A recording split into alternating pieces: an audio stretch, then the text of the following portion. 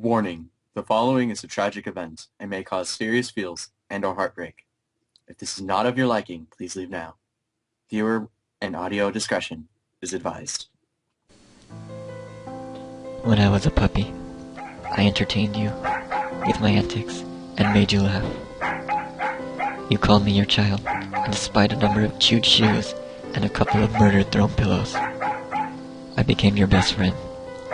Whenever I was bad, you'd shake your finger and ask, "How could you?" But then you'd relent and roll me over for a belly rub. My house training took a little longer than expected because you were terribly busy. But we worked on that together. I remember those nights of nuzzling you in bed, listening to your confidences and secret dreams. And I believe that life could not be any more perfect. We went for long walks and runs in the park, car rides, stops for ice cream. Only I got the cone because Ice cream is bad for dogs. you said. And I took long naps in the sun waiting for you to come home at the end of the day. Gradually, you began spending more time at work and on your career, and more time searching for a human mate.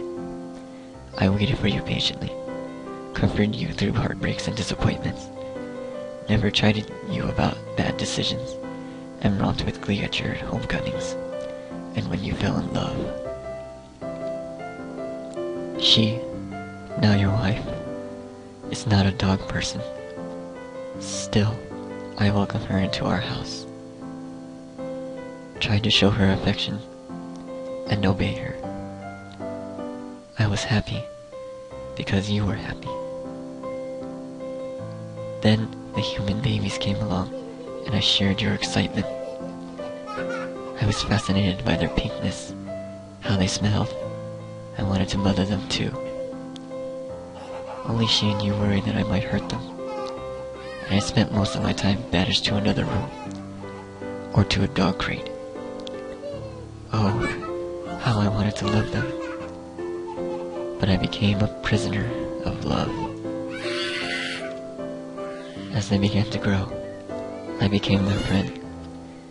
They clung to my fur and pulled themselves up on my wobbly legs, poked fingers in my eyes, investigated my ears, and gave me kisses on my nose.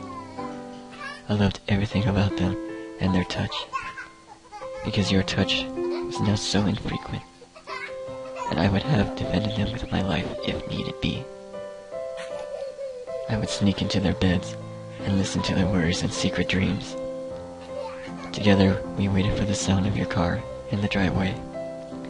There had been a time when others asked if you had a dog, that you would produce a photo of me from your wallet and told them stories about me. These past few years, you just answered Yes. and changed the subject.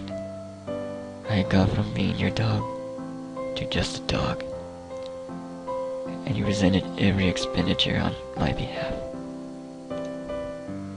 Now you have a new career opportunity in another city, and you and they will be moving to an apartment that does not allow pets.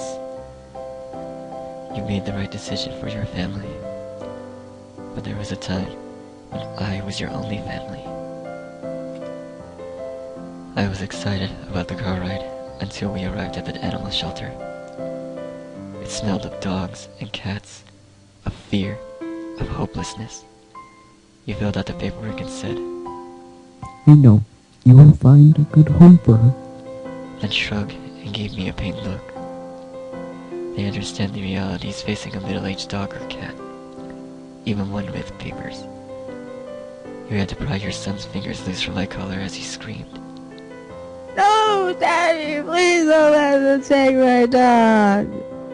And I worried for him, and what lessons you had to taught him about friendship and loyalty, about love and responsibility, about respect for all life. You gave me a goodbye pat on the head, avoided my eyes, and politely refused to take my collar and leash with you. You had a deadline to meet, and now I had one too. After you left, the two nice ladies said you probably knew about your upcoming move months ago and made no attempt to find me another good home. They shook their heads and asked, How could you?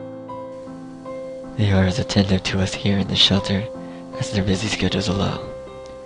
They feed us, of course, but I lost my appetite days ago. At first, whenever anyone passed my pen, I rushed to the front, hoping it was you. Then you had changed your mind, that this was all a bad dream. Or I hoped it would at least be someone who cared, anyone who might save me.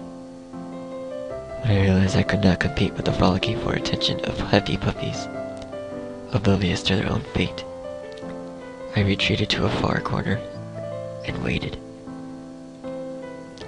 I heard her footsteps as she came for me at the end of the day, and I padded along the aisle after her to a separate room, a blissfully quiet room. She placed me on a table, rubbed my ears, and told me not to worry. My heart pounded in anticipation of what was to come, but there was also a sense of relief. The prisoner of love had run out of days, as is my nature.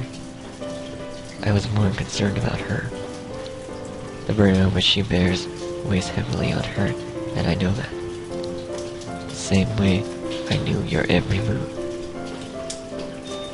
She gently placed a tourniquet around my foreleg as a tear ran down her cheek. I licked her hand in the same way I used to comfort you so many years ago. She expertly slid the hypodermic needle into my vein. As I felt the sting and the cool liquid coursing through my body, I lay down sheepishly, looked into her kind eyes, and murmured, How could you? perhaps because she understood my dog speak. She said, I'm so sorry. she hugged me and hurriedly explained it was her job to make sure I went to a better place, where I wouldn't be ignored, or abused, or abandoned, or have to fend for myself. A place of love and light so very different from this earthly place. With my vast bit of energy, I tried to convey her with a thump of my tail that How could you? was not meant for her. It was for you, my beloved master, I was thinking of. I will think of you, and wait for you forever. May everyone in your life continue to show you so much loyalty.